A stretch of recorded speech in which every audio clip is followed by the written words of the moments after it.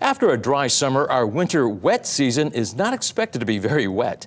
KITV4's Paul Drews has what to expect after the National Weather Service Wet Season Outlook came out today.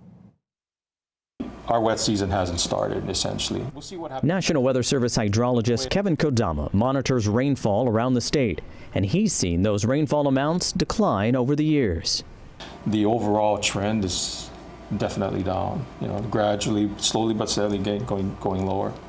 Normally, our dry season ends in October, but because the state is in an El Nino weather pattern, our dry season will last even longer, as cold fronts will be kept away from the islands thanks to warm waters around the equator. Fronts just don't reach us. So, we might see a front, but it's weak at the tail end. But usually we get just high pressure over us, light winds, cool nights, warm days, sunny days, afternoon cloudiness, that type of thing, very little rain, and day after day after day. That would mean our current drought conditions would not only expand, but worsen. Already, each island has areas of severe drought, while there are areas of extreme drought on Hawaii Island and Maui. With drier than normal conditions, it would also raise hazards from wintertime brush fires.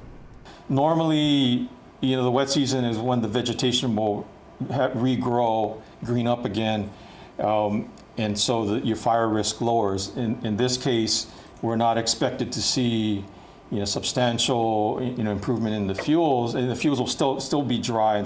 That would mean areas that normally turn green during the winter would stay brown. Along with making things drier for Hawaii, the warm waters of El Nino can also extend the hurricane season, which typically ends at the end of November. Back in the 2015 season, the record-breaking season, we actually had some systems we had a December system, and we had one even in January. So yes, it means that we could see an extension of the hurricane season. While fewer heavy rain events are expected during the winter wet season, there will still be some isolated heavy rainstorms, just not as many as we would normally see. And while many may lament the drier conditions, surfers may enjoy the winter, as El Nino events can boost the number of big wave episodes for north and western shores. Paul Drews, KITV4 Island News.